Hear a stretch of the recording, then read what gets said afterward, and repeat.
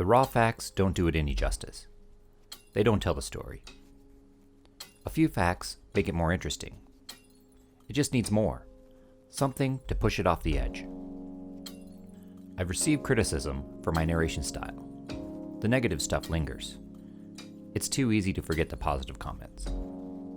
I find this work ripe with limitless possibilities that compel me to explore. Tripod-mounted, inexpressive, drawn-out explanations do nothing to inspire me. Show, don't tell is true to the cinematographer and the writer alike. This narration attempts to open an equivalent vein. The content has aesthetic value and is also to learn from, review, and critique. I welcome the comments, positive or not, with one exception. Please understand that there are many ways to skin a cat, not that I endorse cat skinning. Try to remember, my shoes fit me just fine, and while I welcome the input, I'm not about to go out and buy a new set on demand.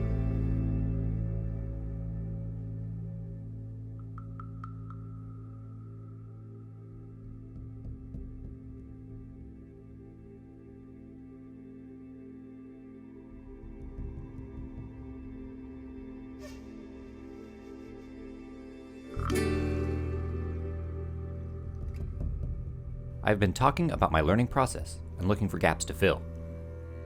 As luck would have it, a small production run landed in my lap. I wanted to get these done quickly and produce something interesting. I haven't done this for a while.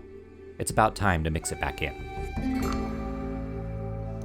I love making time lapses, so I thought this would be the perfect opportunity to contrast the dry facts of production work with some artistic content. Making these 5 base bodies presents an opportunity to dust off a few tricks I haven't used for a while. This contrast between art and production is intriguing. Setting up shots, changing angles, and lighting would slow the process too much. Let's dust off the GoPro and see what happens. Instruments are artwork, no way around that. I call it functional sculpture. Would you expect a time-lapse of an artist painting a picture to have cinematographic value? Video, an art of its own, must encapsulate the art and have aesthetic value. This art film vibe can detract from the instructional value. I hope the viewer can appreciate it, and maybe find a little instructional value.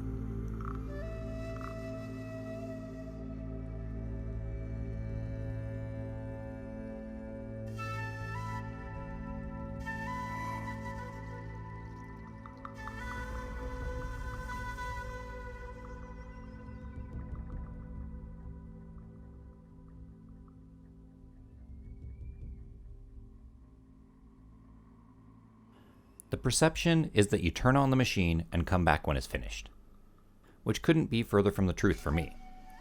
I spend a lot of time making sure each setup is going to run as intended, every minute watching for a potential snag. If my reflexes are sharp, I could save the part. By this point, I have a couple of hours into each instrument, and these blanks cost from $75 to $100 each.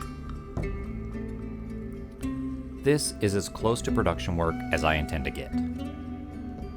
I aim to make quality instruments, no matter the cost in time or materials. Production is about margins, and I have no interest in squeaking out paychecks from these margins.